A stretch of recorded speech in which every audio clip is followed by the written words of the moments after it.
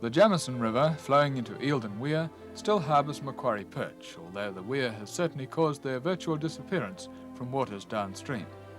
By netting and trapping the river, it's been possible to intercept fish on their spawning run.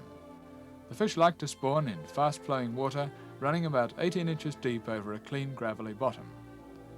When water temperatures in spring, usually about mid-November, rise to about 60 degrees, instinct drives the fish from the pools they usually frequent. By catching the fish at this stage, the difficulty and expense of rearing and bringing them into spawning condition have been avoided. In fact, so far, spawning under artificial conditions has not been achieved.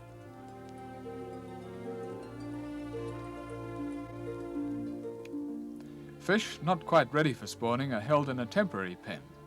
They are checked every now and then, and when they do appear to be on the verge of maternity, they're taken to the operation base. Under the natural scheme of things, the spawning Macquarie perch, closely escorted by her mate, would lay her eggs in the fast-flowing water with the male fertilizing them.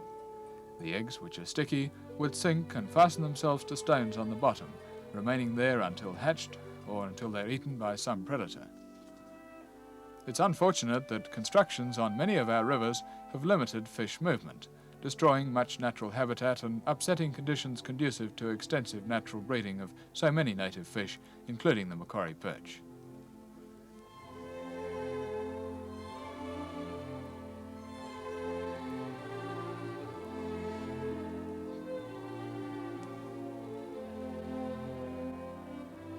Experimental work with the Macquarie perch began in 1956-57.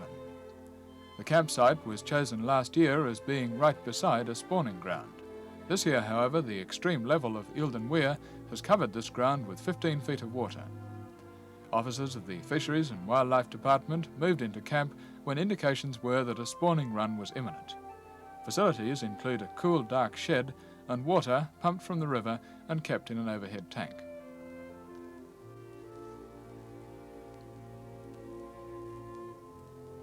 First stage in the fertilization of a batch of eggs is to check the fertility of the male parent selected. The fish are mostly about 3 years old and in prime condition. Dr. Albert Holly from the Snobs Creek Hatchery of the Fisheries and Wildlife Department has been working on the Macquarie perch project for some years.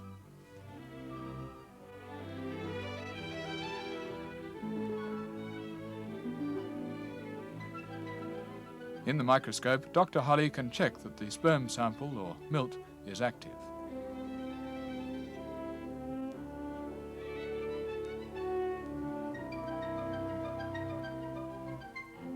Ray Donald has selected a ripe female and put her in a bucket of water and anaesthetic.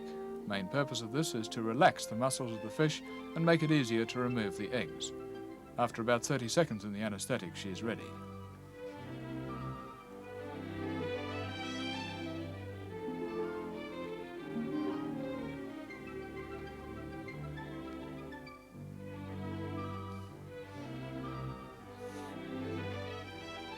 A Macquarie perch will bear about 7% of its body weight in roe. Not impressive until you realise that this usually totals up to 250,000 eggs. And here comes the male parent again. This year's pilot run of the propagation process aimed to fertilise about 5 million eggs. Although taking things fairly quietly now, these fish are a fine fighting fish on the end of a line. They'll rise to a fly as well as take bait, and once caught, make excellent eating.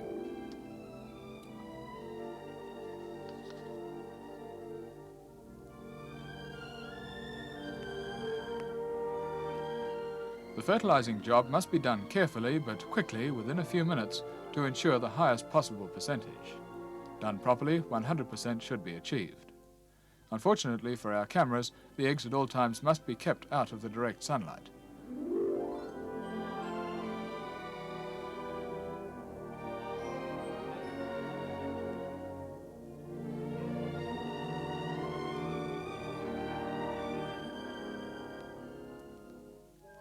The milt and eggs are held together for 10 minutes to give every egg the best chance of being fertilized.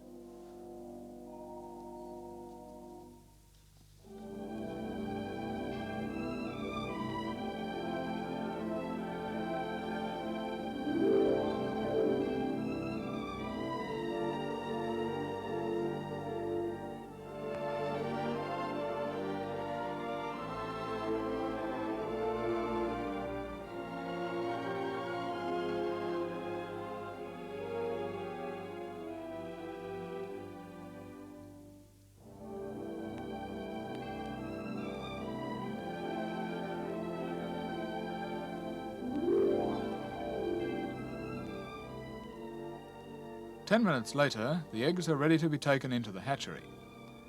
A 24 hours a day watch is kept on things in the hatchery. The water flow to the eggs must not fail, or everything would be lost.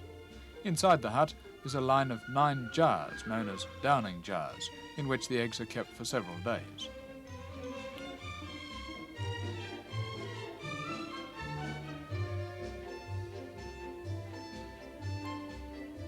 While the eggs are developing, they must receive a good supply of oxygen from the water, so a constant flow is maintained. Another function of this flow is to keep the eggs in gentle motion to overcome their natural tendency to stick, which would result in a conglomerate mass of eggs with only the outside ones receiving oxygen.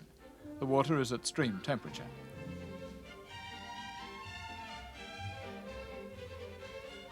After 7 or 8 days in the downing jars, the eggs, if everything has gone well, should have reached the eyed stage. Development of the baby fish inside can be seen by microscope, but the essential change is easily visible.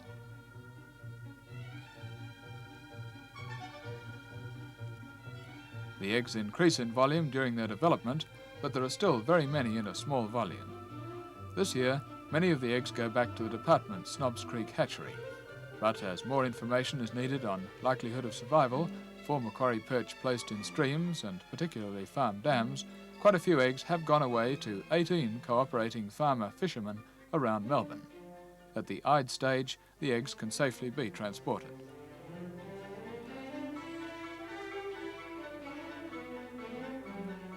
About 40,000 eggs go into each of these plastic baskets. Packed with moss and kept cool by melting ice placed on top, they'll travel quite successfully for at least 16 hours.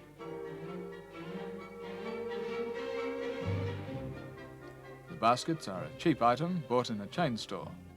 When they reach the new home for the eggs, the temperature of the contents is slowly raised to equal that of the new water, and then the basket is placed in the water and left.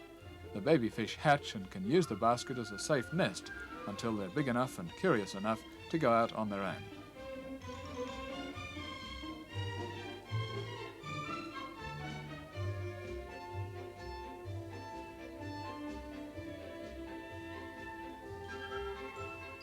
And this is how the farmer receives his consignment.